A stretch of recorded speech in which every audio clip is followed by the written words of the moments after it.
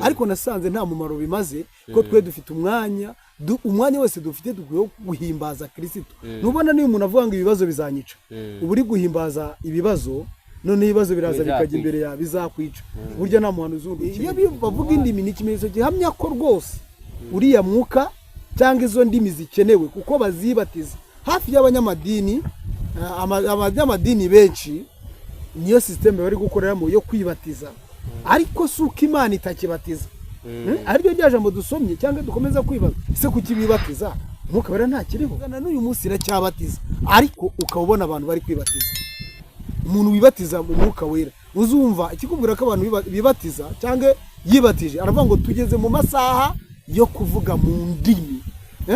Cyo ni ikimenyetso cy'abantu bibatije. Nago cyangwa ngo mu masaha tugeze mu isaha yo guhanura. Nuvuga ngo ntabwo akiri kuzuzwa, ahubwo ari kwiyuzuza, kuko amasaha yo guhanura n'amasaha yo kuvuga ngo tugeze mu gihe cyo kuvuga mu ndimi, ngo muvuge mu ndimi. Nago umuntu ategeka mugenzi we ngo avuge mu ndimi, kuko umuntu siwe itegeko rivaho ryo kubatiza mugenzi we, ahubwo itegeko riva mu ijuru. Bumva bamaze gukomera, bamaze kuba abantu, ngo habaho amatora bagaragaza ko nabo babaho Yesu batamufite.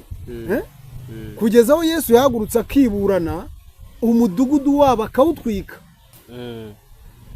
Akawutwika hose, ngo hasigayemo umuntu umwe utarifatanyije nabo. Abantu bagaragaza amateka kuri ya muntu yari umuntu usenga, Imana yariburanye. Abo rero bagaragazaga ko babaho badafite Imana kubera imbaraga bafite. None rero biteye isoni ko noneho abantu bavuga izina rya Yesu. Reka mvuge nk'hano muri iki gihugu turimo, Imana ishobora gukoresha umupagani ije kureba koko kukijijwe. Imana ishobora no gukoresha mwene so ije kureba ko ukijijwe. Aka kanya hariho ikibazo gikomeye cy'amadini cyangwa se cy'amatorero avuga Yesu. Kubona umupfumu akakubona iwe, ngo inzoka yakuriye, ngo warwaye indwara ngo z'ibyaduka. Impamvu mvuga gutyo ngewe ntari nakizwa, aho narahabaye muri abo bapfumu. Ye n'isoni niki gituma abapasteri bajya kugura imitima yaciravye,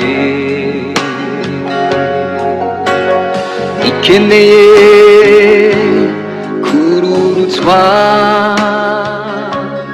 n'Umwuka wera. Afro TV hamwe na Beruro TV, amahoro y'Imana nakomeze kubana mwese aho muri mu bice bitandukanye, aho muvugana ni dufatanye Eric. Abantu bose bakoze subscribe kuri TV zino zose, kandi ikindi tukadushimira abandi bajya basharinga.